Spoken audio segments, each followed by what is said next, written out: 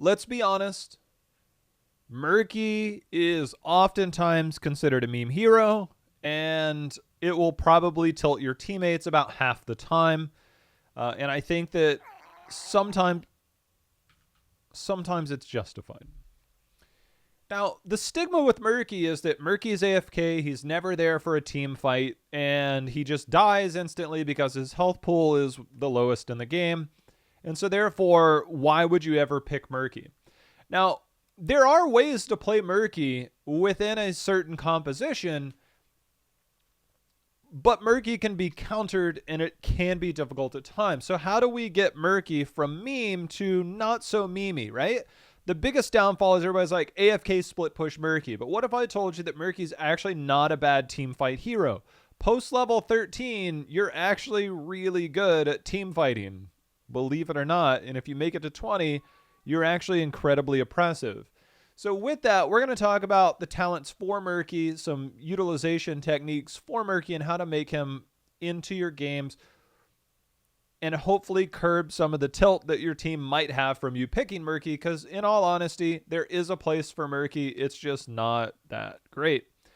So we know your slime, this has a slow effect, and it does bonus damage to targets that are already slimed. That's going to be the main thing that we're going to consider as things go on, is that we need to slime heroes so that we can do bonus damage, because that's a lot of damage. Pufferfish, we know, is used primarily for wave clear.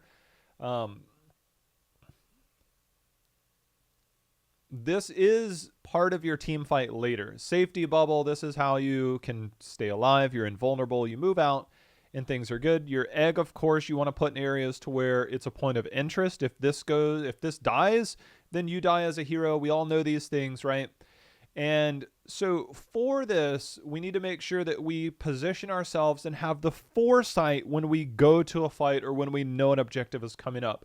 Part of your egg placement is expecting you'll potentially die, but making sure that you're also near your team. So with Murky, you are required to lane a lot, but you are definitely required to join a team fight, but you also need to have the foresight and the timing to get there ahead of time so that you can put your egg down and then you can be there multiple times in a fight and make that good. Both heroics are actually pretty decent. Octo Grab gives you kill potential. March of the Murlocs is 110 seconds. This is a very good team fight heroic, as is Octo Grab. We'll go over those when we get through the talents. First things first, Murky, his biggest strength is wave clear and being really oppressive, and then of course taking camps. Taking camps is really easy. 8 stacks to bribe a mercenary camp, instantly defeating them. Has up to 32 stacks, which means you can hold 4 stacks. There's 7 minions in a wave. Now, normally if you want to kill a wave early, and let's say it's completely uncontested, you want to make sure that you press Q to hit as many things as possible. Press your W to make sure that gets down so that you can actually do Q again. This is early game before some other things come into play. You want to Q again and maybe get a few autos on some of those higher health targets so that you can get the maximum amount. If you don't hit them with your slime first, your pufferfish is not that good, and it doesn't really do anything. So you kind of have to play around making sure to get stacks. This is also really hard. It's all you have to do if you're facing a Murky is kill the pufferfish. It takes away damage, it means that you can fight him, and it means that you're denying Murky stacks, which makes him really tough. Murky is known for stealing camps. Why? Because if he dies, no love lost, because he comes back in a few seconds, and he's only worth a quarter of a kill. So Murky is really annoying, mostly because of bribe. Without bribe, I think Murky is a pretty bad hero. That's not to say that Fisheye isn't bad. If I know that I'm not going to be fighting a lot of heroes and I know that, or I'm not going to be getting a lot of stacks, maybe I'm on Alterac Pass. There's only 2 camps.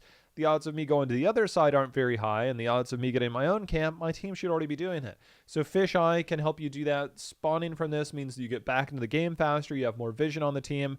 Fisheye works good on maps like Tomb of the Spider Queen because you have vision over stuff, but you're also trying to wave clear. So a lot of these level 1 talents are more niche situations. They can help you against stealth heroes. Let's say somebody wants to counter you with a Valera. Fisheye can help you deal with that. Egg hunt, I'm just not a big fan of this because, to be honest with you, people cracking your egg when they know it's not a real egg is kind of weird. this isn't bad because reasonably you can put this in a bush. You can push this in a choke point so that one, you have vision over them. If they hit it, then they get slime on them, which means that you can instantly try and attack them. But overall, it's more about map control and taking advantage of things that you already do well. Now we're going to get to the part where we're going to try and take care of things you don't do well. With Murky, a lot of it is playing towards 13, 16, and 20. 13 being the big one, 10 being the one where you kind of come online, 13 to where things really start to come in. Now, slime time is generally the pick here. Why? Because this actually means that I can fight somebody later in the game, plus my 13 will get straight into it. I heal for 25% of the damage I do with basic attacks and basic abilities.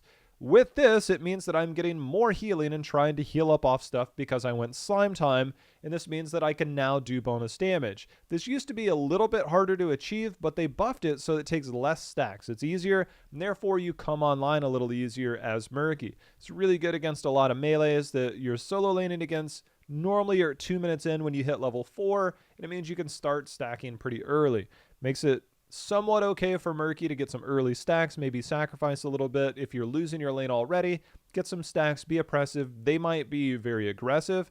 If you're going against something like a Tracer just kills your pufferfish. You can't get away from her. So there are heroes that can be really hard for Murky, but overall, slime time, pretty good.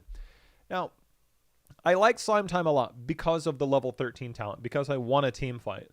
But I also have to be very much aware of I could be making things happen with my team based on my level 10 talent and who I have on my team. If I know I have some good single target damage, I'm going to be looking at Octograb post level 10, and then I'm also going to be looking at some other stuff to where I'm going to slime them so I can do some more initial single target burst damage.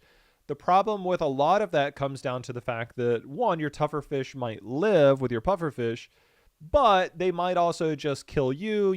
They might cleanse. They might do a lot of things that just kind of makes that hard, but you have to be willing to go for that. One kill right out of the jump can turn a team fight. You're Murky, you can come back. They can't come back the same way. Tougher fish does allow you to clear lanes easier. So I think a lot of people I've seen go tougher fish for the sake of wave clear. And the problem with that is that it doesn't bring anything to the team fight unless you know that you're comboing off of it, which you also have to keep that in consideration. Your first mentality at level 4 should be like, what do these bring to the team fight, not what does it bring to the lane. Slime time, of course, these have an impact in the lane, but it's more about playing for the later game because you have to team fight. If you don't team fight as Murky, you're probably trolling or the other team's really bad and you're just dancing around them on a map like Sky Temple where a lot of stuff can be avoided. Most other maps where there's an objective that everybody has to be on, you need to fight. It's just the simple truth. Tougher fish kind of gives you that. Living the dream, I'm not a fan of. You might as well just go tougher fish at this point. I don't know. Slime time is where it's at, okay? Level 7. Now, there's two kind of interesting talents here. If I'm going against the team that has no good burst damage and they're kind of squishy, I want to make sure that I'm hitting people with my slime and hitting multiple people for that extra damage and the heal. Now, I know there's going to be some Murky mains out there that are going to tell me this build is wrong, and that's fine. Nobody's really right with Murky, but in my experience, you have to be able to team fight, and there are certain teams that you're going to team fight better against than others. If I'm going against targeted burst damage like a Kael'thas or a Li Ming, I can dodge those things with my bubble. At the same time, if I can dodge them naturally or it's a slow auto attacker, Black Lagoon now looks good because now I can get on ranged, I can get on healers that are back there. I can now hit multiple people because the more people I hit, the more I'm healing. If I'm healing, I don't necessarily need my bubble as much. I'm already making their life hell because those extra few seconds that I'm going to get by 2-second cooldown, right? I can queue one extra time and have enough to justify the same 2 seconds, but I'm also doing damage in that time. I just don't get the movement speed. Black Lagoon, I like this about 30 to 40% of the time. Slippery when wet tends to be the one I go with more often than not. Mostly because I get the cooldown, which means I stay alive longer, but also the movement speed. If you get in your bubble and you just try and scoot away, most of the time they can still be within range to kill you. But this also means I can track down targets. I can get on top of people. I can now move on the other side of them and body block them, plus slow them with my Q. I can do a lot of different things with Slippery when wet. It means that I have more cooldown reduction on my bubble. It means that I can get to and from places. I can get on top of heroes. And more importantly, I'm just staying alive. Black Lagoon is okay if the circumstances are right, but Slippery when wet is generally going to be better. Now here's the hard part. Level 10. Because Octograb is 50 seconds and March of the Murlocs is 110 seconds, the odds of you having March of the Murlocs up for every fight on a 110 second cooldown, if you watch my videos, you know I talk about cooldowns of heroics quite often. 110 seconds is not there for every team fight. A 60 second cooldown like a Blessed Shield, there for every team fight. March of the Murlocs, however, a whole different beast. I like this some of the time, and to be honest, I actually like this most of the time because I don't always know that I can rely on Octograb to get the kill. Now, if I am going to go Octograb into Fish Oil is a deadly combo because now I'm hitting them. The extra damage is there. I'm hitting a lot on them. I'm going to stun them for 3 seconds and hope that I have somebody to follow up. While Murky is unstoppable, that does not mean he's unkillable, and the people that you have stunned, because it is a stun, can quite simply be cleansed. Your pufferfish can be killed. Because Octograb only does 1 damage, you need that bonus damage from the slime so that when they come out of that, you can Q and hit them again and get that bonus damage as well to make it harder for them to get away. By hitting the pufferfish post 16, getting that on top of them, you get the damage from the pufferfish because it does bonus damage, by the way. And then you're going to sit there. So it's 410 damage baseline. That's pretty high. You get the slime going out, you get that going, and then you're going to Q them after it's done. You can actually do a lot of damage. So with that, Octograb, because it's on a 50-second cooldown, this is why you should be very active as a Murky. Roaming around, if anybody's near you, somebody's isolated, you can ping them, and you have one person that has like the big damage. If I'm playing with a Rainer, it doesn't feel so hot. If I'm playing with a Leeming or a Kalthos, it feels a lot better. I have to keep in mind that not everybody's going to follow up when I do this, and most of the time I'm probably going to die if I'm anywhere near the enemy team. Sometimes stunning a person for 1 full second can be enough to completely disrupt a fight and be pretty good. Now, going back to the concept of team fighting as Murky, one thing that does work fairly well post 13 is if I'm healing for damage dealt off of my basic abilities, one way to make sure that I can lock those basic abilities in is by making sure to slow them.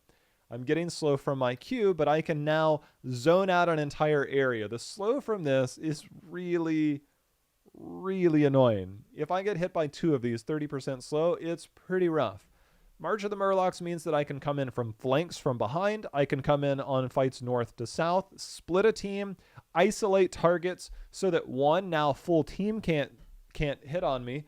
They can't kill me, and now I can start to focus post 13. That's where March of the Murlocs really starts to get the value by splitting teams, making sure that you don't get targeted by more than 2 to 3 heroes, and you're healing for that.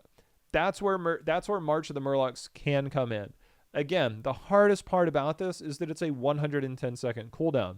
If this didn't do all the crazy stuff to structures and the level 20 upgrade, then March of the Murlocs could be a shorter cooldown, making it better for a team fight. But because it's so disruptive, the hardest part is going in with Murky and not having a heroic because of the long cooldown. If you don't have a heroic for the fight, you're still Murky.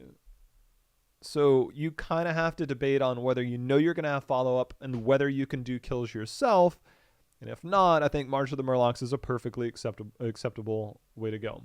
Level 13, there's nothing else here. As a team fight hero, Rejuvenating Bubble seems good in theory. It restores 40% of your maximum health. You're going to heal for more than 40% of your maximum health by going Fish Tank. I'm going Slime Time, I'm getting bonus damage, which means I'm getting healing. If I heal for 25% of the damage, and my slime does a lot of damage, 125 bonus damage, plus this going here, and I'm healing for that, I am healing for more than 40%. And that's enough for, or 25%, or 40% here, 25% here. So a lot of that goes into play that I need to fight. I need to fight. I need to hit my Qs in there. I need to hit as many people as I can with my Q. And that's why sometimes Black Lagoon can be good, but also having the cooldown on my bubble means that you try to kill me. I live those extra few seconds with my Q. I bubble around. I come back. Guess what? You're still slimed, and we're doing it all over again.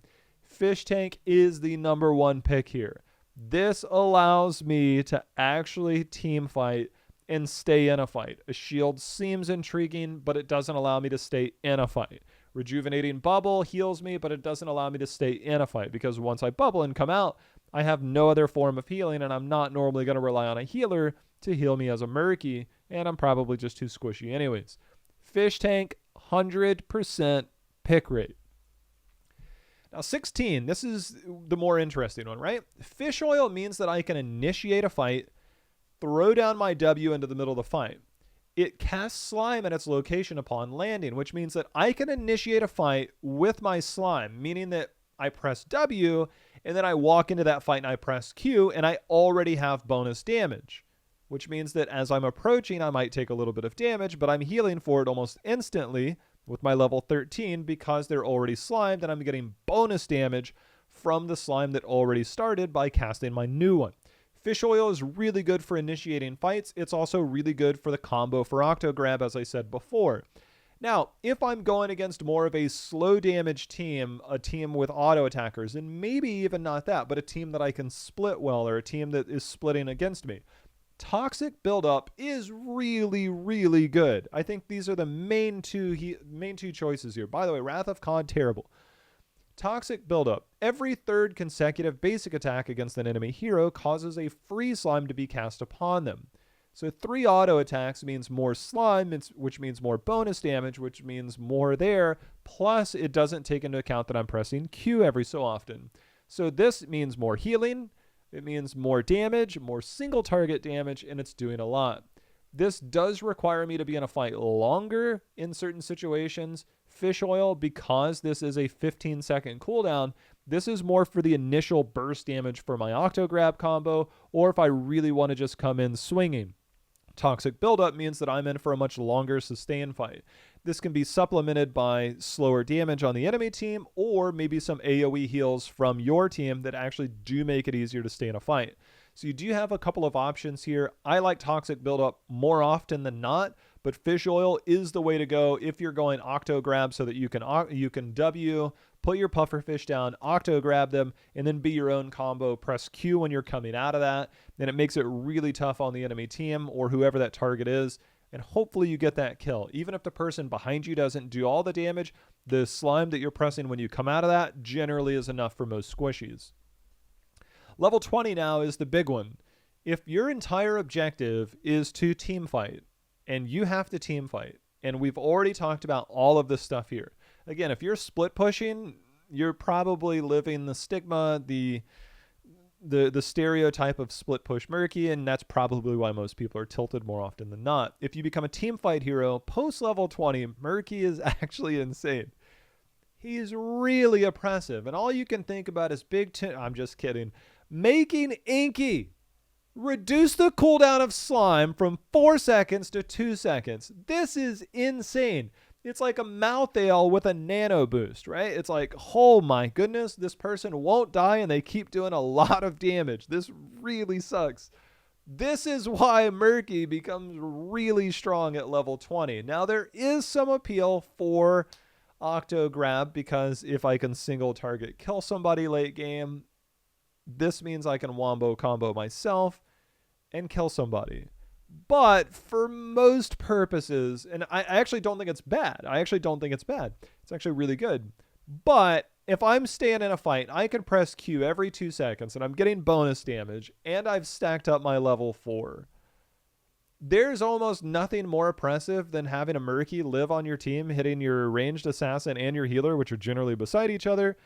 And if not, you're hitting a lot of other people. You're dodging skill shots. You're using your bubble to dodge anything really terrifying. Making Inky is insane. This is so good. So good that if you're not picking this, then I want to see what types of games you're in. And hopefully it's not never-ending Murlocs. And a Shark 2 is actually good. So if you go this, I don't think it's all that bad. But if you're not killing people before 20 with it, the odds of you killing people with it, if it's being killed, your pufferfish is being killed, or they're being cleansed, or you're getting killed, this isn't really that great. This is kind of a one-hitter quitter. Making Inky means that you can team fight with the best of any heroes out there.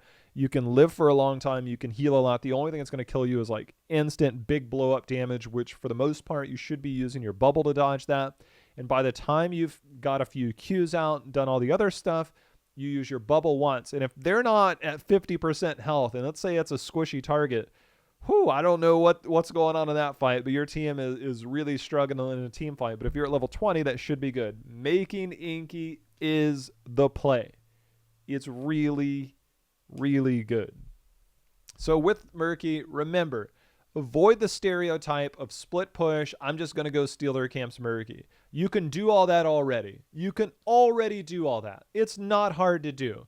You don't need to further emphasize that role. You don't have to do anything. Bribe is enough. Everything else is going to be team fight oriented, because if you're already split pushing, they've changed so much in the game that split pushing is not anywhere near what it used to be. It's not as valuable, and it doesn't have the same impact. Most games come down to a team fight or two in the late game or through the mid game where you actually shine post 13. Bribe is fine. Everything after that needs to be focused around doing damage. Slime time is there. Living the dream, not terrible, but slime time is what keeps you in a fight, and for the late game, gets you going. Slippery when wet or Black Lagoon based on your team and their team on what you can afford. If I can afford it, I'll go Black Lagoon. If I can't, I'll go Slippery when wet. Level 10, of course, judge accordingly. That is hard to do, I think, for a lot of people. And it's really tough because there's a 110-second cooldown. Fish tank for sure. Toxic buildup or fish oil, both considering what you want to accomplish, what the enemy team is like. If you are going into Octo Grab, I think you 100% go fish oil. If you're not, 95% going fish oil. Toxic buildup still allows you to just sit in there. 3 auto attacks, very strong. And then at level 20, making Inky is the way to go. Now, when it comes to Murky, we got to consider the maps. Maps where you have to hold points can be really hard. Let's talk about this. Objectives can really be the differential between a lot of fights. I'm not going to take Murky on Volskaya. The team that wins the first Protector has a really high win rate. The second Protector that comes on in Volskaya generally falls between level 12 and 14. One team normally is at 13 while the other one is 12 because they won the earlier fights. If the first one was stalled out, then both teams will be like 13 or 14. That's Volskaya. Almost 100% of the time, that's exactly how those games look. So I really want to win early fights on Volskaya. Murky doesn't do that. Even the mid-game fight is at a very crucial time, and I'm not necessarily doing enough. So I don't want to pick Murky on a map like Volskaya to put my team behind early. I better have some really good players to make that happen. Brax's Holdout, where I have to hold a point a long time, doesn't exactly scream Murky. Battlefield of Eternity, where the objective is pretty impressive, I don't normally do that. So Murky tends to fall off on maps like this. Tomb of the Spider Queen as well. If your pufferfish dies while you're trying to clear 10 minions and an objective there, it feels pretty bad. On maps like Sky Temple, really good for Murky. Towers of Doom, maybe if you can get some double soak in. Cursed Hollow, sure, you can fit it in. I actually think Murky's pretty good on Hanamura. But there are certain setbacks. Heroes can counter you. Heroes can do a lot against you. If you're picking a Murky versus an Alarak, good luck giving Sadism away. I don't think Butcher is that great of a counter unless, you have somebody else to CC Murky after the bubble. But overall, I think people overestimate Butcher there. Warhead Junction, sure. Garden of Terror, okay. Blackhearts Bay, okay. These are maps where it's kind of okay. Dragonshire, again, solo lane as a Murky, you've got to hold a point for a long time. Doesn't normally fall to Murky's favor because you're generally going to lose those early, and by the time you're at that level 13-16 mark, you're already behind. So I think that's one of the reasons why Murky falls off on a lot of maps is that you can't force a Murky. I mean, you can force a Murky if you really want to troll your team. It's not to say that Murky can't work on those maps. It's just that the odds are not in your favor at that point because of the setbacks in the weak early game. If there's a lot of early game emphasis like Brax's Holdout, Volskaya, Battlefield of Eternity, all of these maps that are not going, like, they don't care if you get to 13. They will run you over, and by the time you're 13, the other team's probably going to be 15, and everybody's going, all right, 13, we're good now. But then you run into the issue of the enemy team gets to 16, you're still 14, and you're fighting down 2 levels or a talent tier. That is what normally happens against teams that don't have any early game, which is why having 2 stacking heroes similarly is also bad for your team. So a lot of that has to be taken into consideration on what map you're on, what your playstyle is going to be. Infernal Shrines, you could probably get away with it. All the maps I listed before that you could get away with it, but there are some that I would heavily stay away from because I know that those early game protectors, immortals, are very impactful, that if I get behind in any significant fashion, which isn't hard to do, I've now trolled my team. But that's Murky. Murky is a meme hero. I think I probably could have made this a little bit more lighthearted, but I actually think that Murky does have a place. He does fit into some of these fights, and he can be pretty decent. Getting bribed can really annoy people. It can force rotations that people shouldn't make.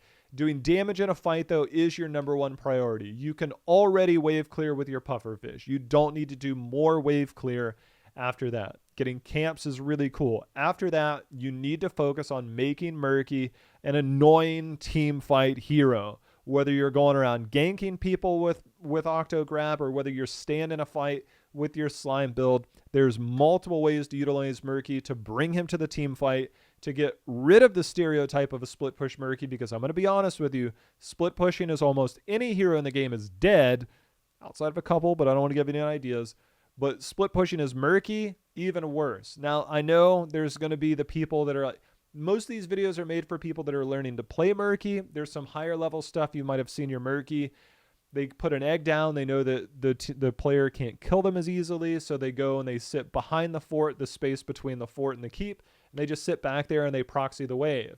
Proxying the wave means that your minions will now run directly into their fort, which means that you'll get more early game damage or more later game damage. Those are things that you can try and experiment with down the road. You'll see it's not exactly the easiest thing to do, and normally if somebody comes and kills you the first time, your timing is a little messed up and it's almost impossible to do it again unless somebody comes to cover your lane so that you can go back there. That's how that works. So approach that with caution, that you might get away with it once or twice, but if somebody kills you, unless somebody comes to your lane, it's going to be hard to go back over there and do it again. So if you're playing with somebody, yes, you can cheese people like that. So there's a lot of different stuff you can do with Murky when it comes to that regards, but this video is more about making sure that you're understanding that Murky is not full meme. Learn to team fight with them, have a little bit of fun along the way, and hopefully your teammates won't hate you at the end of the game.